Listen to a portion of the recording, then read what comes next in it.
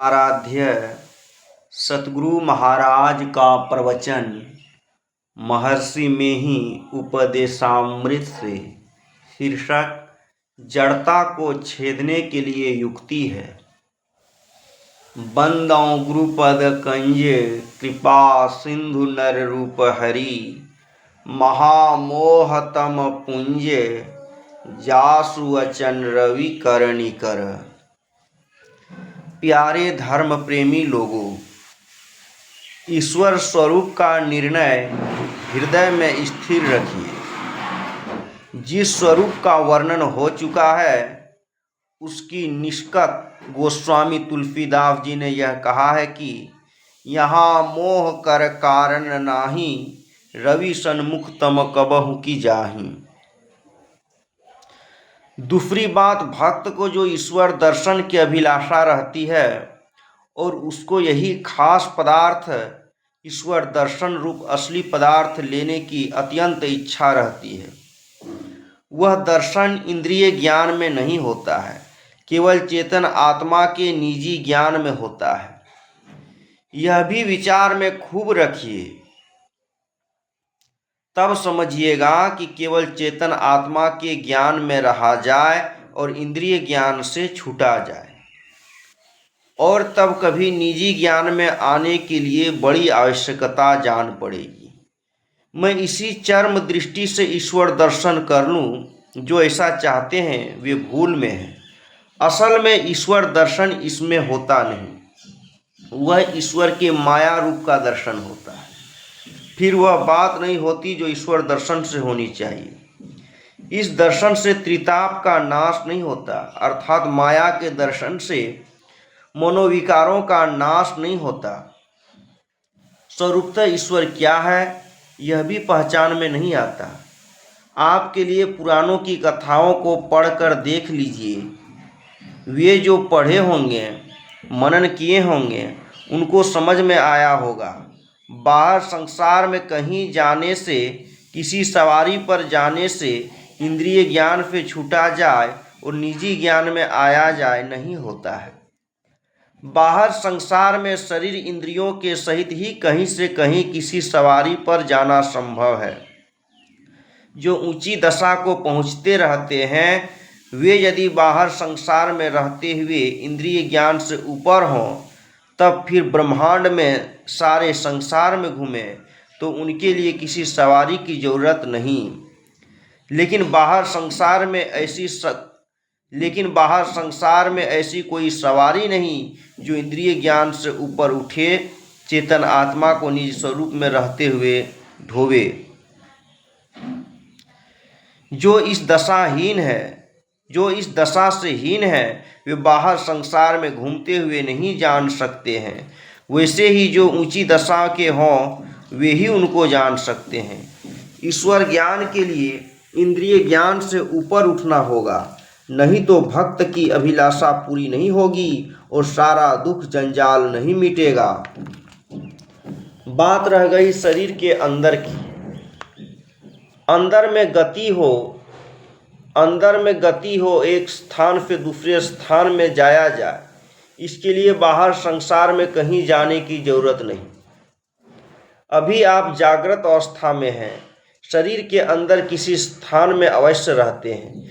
फिर कभी आप जगने की अवस्था से स्वप्न अवस्था में जाते हैं, तब भी शरीर के अंदर ही रहते हैं। जब आप सुषुप्ति अवस्था में जाते हैं तब भी शरीर के अंदर ही रहते हैं। यदि आप किसी एक ही स्थान में रहते तो जागृत का ज्ञान, स्वप्न का ज्ञान और सुषुप्ति की अज्ञानता कैसे होती।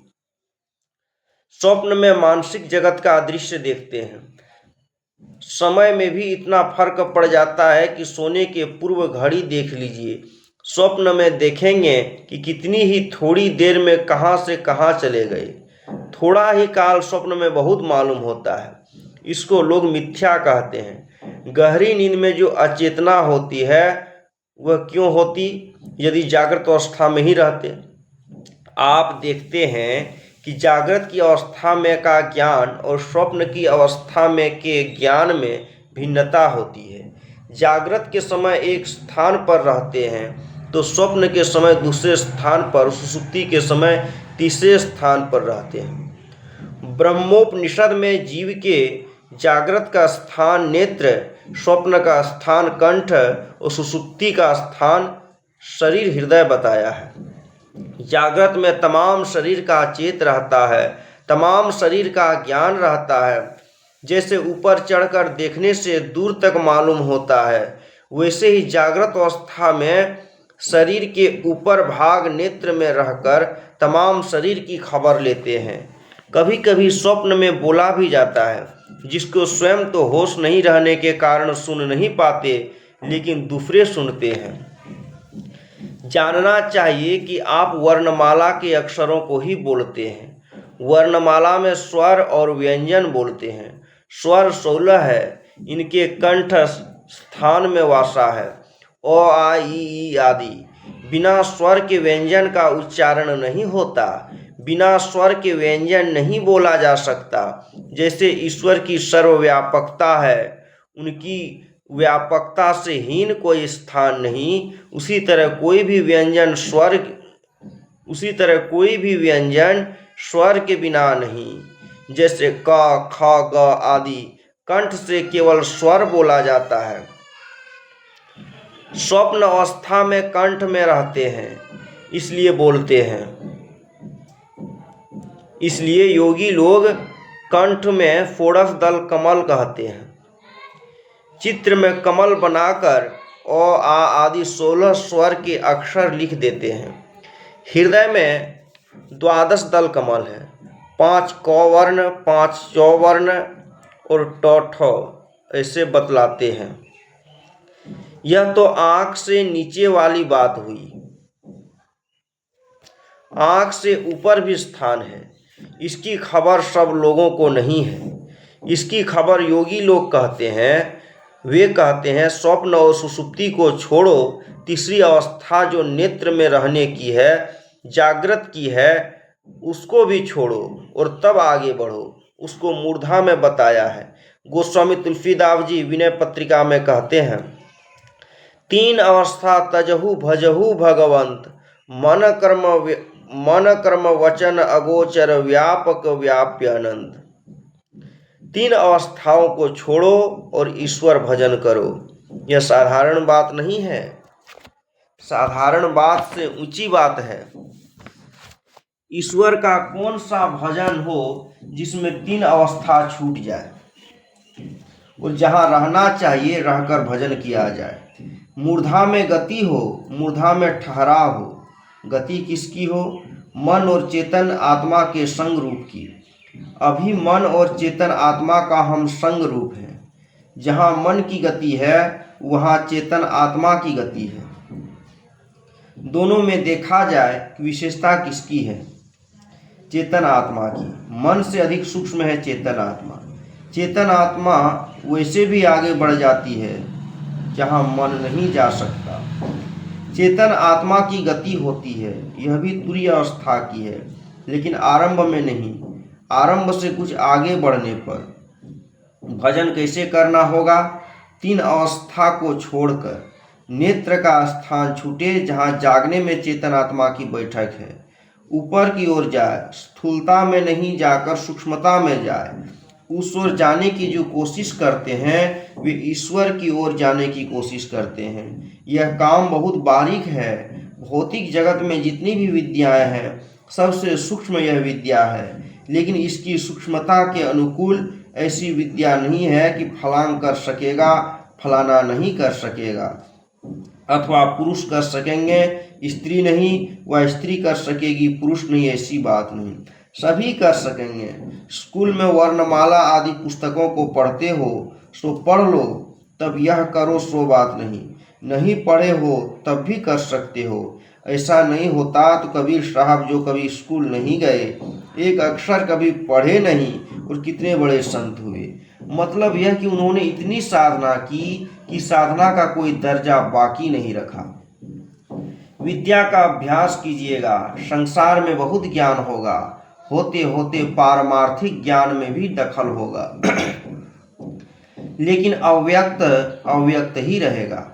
लेकिन यह विद्या ऐसी है कि सांसारिक विद्या पढ़े हो तब भी कर सकते हो, नहीं पढ़े हो तब भी साधन कर सकते हो और वहाँ पहुँच सकते हो। मेरे कहने का मतलब यह नहीं विद्यालयों की विद्या नहीं पढ़ो, पढ़ो अवश्य, किंतु उससे अव्यक्त विषय का प्रत्यक्ष ज्ञान नहीं होगा। अव्यक्त विषय का ज्ञान अंतर साधन करने से होगा। साधन करने से अव्यक्त व्यक्त होता है, व्यक्त होते होते चला जाता है। निर्गुण इंद्रिय को व्यक्त नहीं होता, व्यक्त होता है किसको? आँख से सुनते नहीं, कान से देखते नहीं, नाक से स्पर्श करते नहीं, त्वचा से सूंघते नहीं, आँख से देखते हैं, कान से सुनते हैं, नाक से सूंघते हैं, चमड़े से स्पर्श का ज्ञान करते हैं, मन से मनन करते हैं, बुद्धि से विचार करते हैं। मतलब एक एक इंद्रिय से एक एक विषय का ज्ञान करते हैं। आत्मा का ज्ञान किससे होगा? चेतन आत्मा से ही आत्मा का प्रत्यक्ष ज्ञान होगा। अनुभूतियां पहले अव्यक्त रहती हैं, साधन करो, करते करते व्यक्त होती जाएगी। इसके लिए केवल किताब पढ़ने की जरूरत नहीं है, साधन करो तो अव्यक्त व्यक्त होता है, होते होते परम प्रभु परमात्मा भी व्यक्त हो जाते हैं। इसी को कबीर साहब ने कहा था, साधो भक्ति सतगुरु आनी, पाहन फोड़ी गंग इक निकसी, चहु दिशि पानी पानी, तेही पानी दुई पर्वत डूबे, दरिया लहर समानी। अर्थात सदगुरु की भक्ति दूसरी ही होती है। जड़ता को फोड़ तोड़कर एक पवित्र धारा निकली, वह वहाँ मिल गई जहाँ जल ही जल है। चेतन धारा पवित्र धारा है, जहाँ जल ही जल है वह परमात्मा है। जड़ता को छेदने के लिए युक्ति है। पहली युक्ति है सामूहिक मुद्रा। दृष्टि योग के द्वारा अवस्था बदल दो। आंख बंद करते हो, आंख बंद कर अंधकार को छेद दो, निकल जाओ, प्रकाश मिलेगा।